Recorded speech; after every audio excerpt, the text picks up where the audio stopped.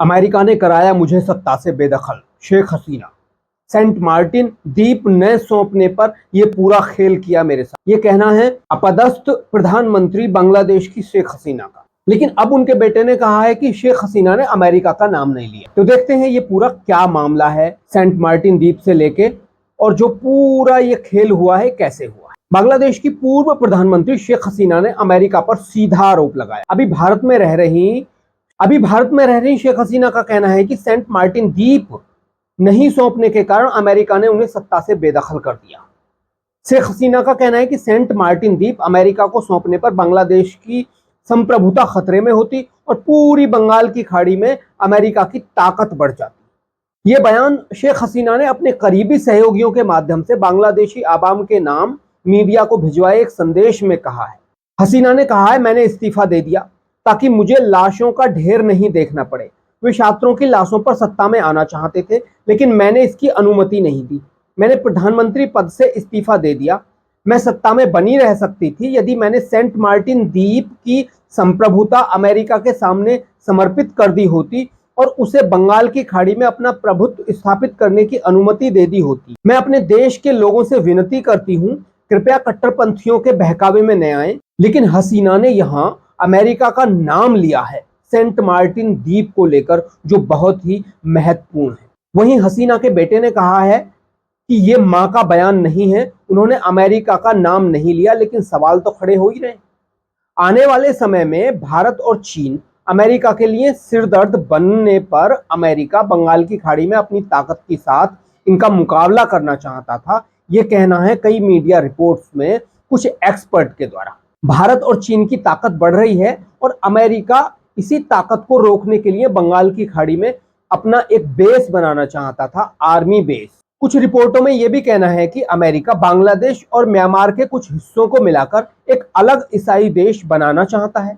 मणिपुर हिंसा में भी कुछ लोगों ने इस बात का जिक्र किया। तो चलिए एक एक करके देखते हैं सभी बातों को जो अभी बांग्लादेश को लेकर हमने बताई, उन सभी बातों में कितना दम है। सबसे पहले बात करते हैं शेख हसीना के ताजा तरीन बयान की, जिसमें शेख हसीना ने अमेरिका पर सीधा उन्हें सत्ता से बेदखल करने का आरोप लगाया है। आखिर कितना दम है शेख हसीना के ताजा बयान में? तो सबसे पहले देखते हैं अमेरिका ने शेख हसीना के इस्तीफा देने और बांग्लादेश हिंसा पर क्या कहा है। अमेरिका ने बांग्लादेश हिंसा पर कुछ नहीं कहा, सिर्फ अंतरिम सरकार बनने पर खुशी जताई है। अमेरिका ने बांग्लादेश में हिंदुओं के साथ हो रहे अत्याचार पर भी अभी तक चुप्पी साधे हुई है, मतलब सरकार का कोई बयान नहीं आया है। कुछ सांसदों ने अमेरिका के जरूर बांग्लादेश में हो रहे हिंदुओं के अत्याचार पर अपना बयान दिया है। अब देखिए, बांग्लादेश में सिर्फ हिंदुओं पर ही अत्याचार नहीं हो रहे हैं, बल्कि मुस्लिमों को छोड़कर सभी अल्पसंख्यकों पर हमले हो रहे हैं, भयानक वाले, जिनमें ईसाई भी शामिल हैं। लेकिन अमेरिका का कोई बयान नहीं आया हिंसा की निंदा का और न ही ईसाइयों के ऊपर हो रहे हमलों पर। अगर यहीं कहीं भारत में धर्मांतरण करने वाले ईसाई ग्रोह पर कुछ लोग जो स्थानीय होते हैं वो थोड़ा बहुत मार पिटाई कर देते हैं या हमला कर देते हैं, तो अमेरिका की तुरंत प्रतिक्रिया आ जाती है। लेकिन अमेरिका बांग्लादेश हिंसा पर अभी तक कुछ नहीं बोला है। ये एक ऐसा सवाल है जो अपने आप में ही कई सवाल खड़े कर रहा है कि आखिर अमेरिका बांग्लादेश में हो रहे अल्पसंख्यकों पर हमले पर चुप क्यों है। दूसरा, बांग्लादेश में स्टूडेंट ने प्रोटेस्ट शुरू किया था आरक्षण को लेकर। बांग्लादेश के सुप्रीम कोर्ट ने 1971 के स्वतंत्रता सेनानियों के बच्चों को आरक्षण की सीमा करते हुए स्टूडेंट की सभी मांगे मान ली थी। फिर खून खराबे पर क्यों उतर आए बांग्लादेश में स्टूडेंट के साथ कट्टरपंथी। ऐसे में बहुत सारे एक्सपर्ट ने सवाल किए हैं कि स्टूडेंट के पीछे कुछ कट्टरपंथी ताकतें छुपी हुई थी। कई लोगों ने आरोप लगाया है सीधा सीधा कि ये कट्टरपंथी ताकतें वो थी जो पाकिस्तान की आईएसआई के इशारे पर चलती हैं। अब कई लोगों का कहना है ये कि पाकिस्तान की जो आईएसआई है उसे अपना एजेंडा भी यहां सफल हो रहा है और वो अमेरिका के साथ भी है, तो इससे भी कई सवाल खड़े हो रहे हैं। अब इसे थोड़ा सा अलग तरीके से समझते हैं अरब स्प्रिंग के उदाहरण से। अरब स्प्रिंग की तरह स्टूडेंट से शुरू होकर पूरा आंदोलन कट्टरपंथियों के हाथों में चला गया। तो अब यहां सवाल यह है कि ऐसा ही मामला बांग्लादेश में हुआ है।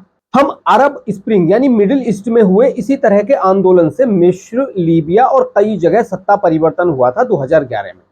ट्यूनीशिया से शुरू हुआ यह आंदोलन कई अरब देशों में फैल गया था और वहां के शासकों को सत्ता छोड़नी पड़ी थी। लेकिन इन सबका अमेरिका से क्या लेना देना है? दरअसल करीब एक साल पहले रूस ने बांग्लादेश को चेताया था कुछ ऐसे ही प्रोटेस्ट को लेकर, जिसमें कहा था कि अमेरिका बांग्लादेश में भी ऐसा कर सकता है जैसा मिडिल ईस्ट में कराया है।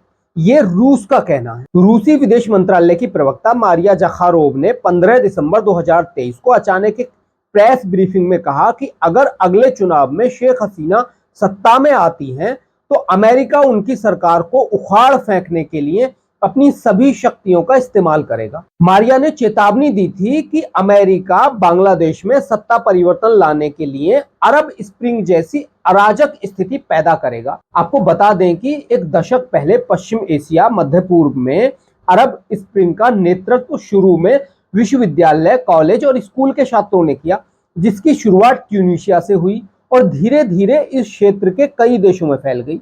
लेकिन रूस ने ऐसा क्यों कहा?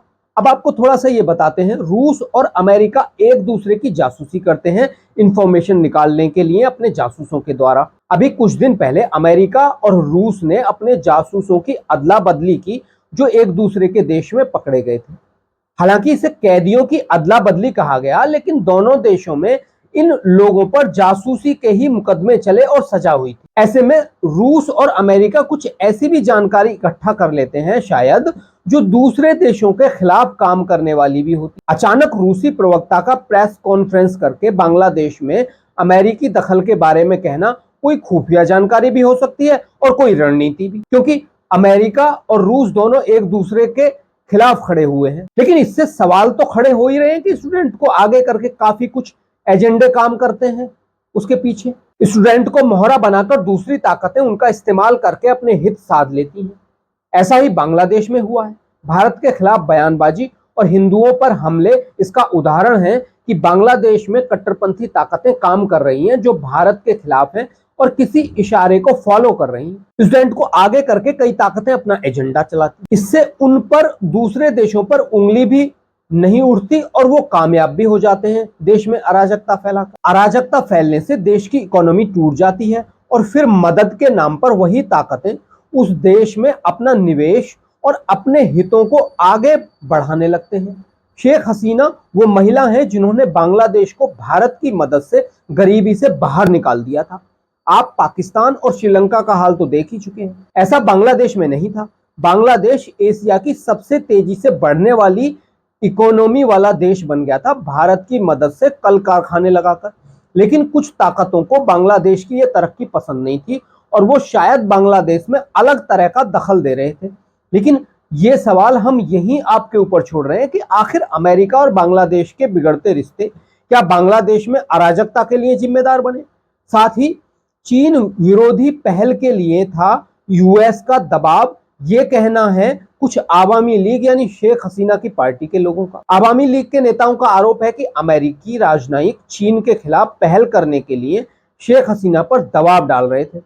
हसीना की पार्टी के नेताओं में से एक ने बांग्लादेश में अमेरिकी राजदूत पीटर हास पर बांग्लादेश नेशनल पार्टी यानी बीएनपी यानी कि खालिदा जिया की पार्टी, जिसमें कुछ कहा जाता है कि खालिदा जिया की पार्टी के जो कट्टरपंथी लोग हैं वो पाकिस्तान के इशारे पर चलते हैं यानी आईएसआई के इशारे पर चलते हैं, का पक्ष लेने का आरोप लगाया। अमेरिकी सरकार मानवाधिकार और चुनाव प्रक्रिया को लेकर लगातार शेख हसीना और उनकी पार्टी की आलोचना करती रही। अमेरिकी विदेश विभाग ने इस साल जनवरी में एक बयान में कहा था कि बांग्लादेश में हुए आम चुनाव स्वतंत्र और निष्पक्ष नहीं थे क्योंकि सभी दलों ने इसमें भाग नहीं लिया था। ये अमेरिका की ओर से खुलकर सामने आया था जो सबके सामने मीडिया में है। अंदर की कुछ बातें हम आपको बता रहे हैं, आप खुद समझिए कि आखिर हुआ क्या। लेकिन अमेरिका पर आरोप लगाना, अमेरिका का दखल, ये बहुत सारी ऐसी बातें हैं जो सवाल तो खड़े कर रहे हैं।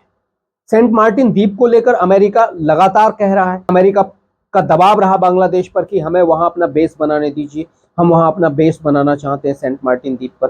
तो बांग्लादेश की प्रधानमंत्री ने उसे मना कर दिया, ये बात क्लियर हुई है। लेकिन क्या इसके लिए अमेरिका यहां तक चला जाएगा कि उन्हें सत्ता से हटा देगा?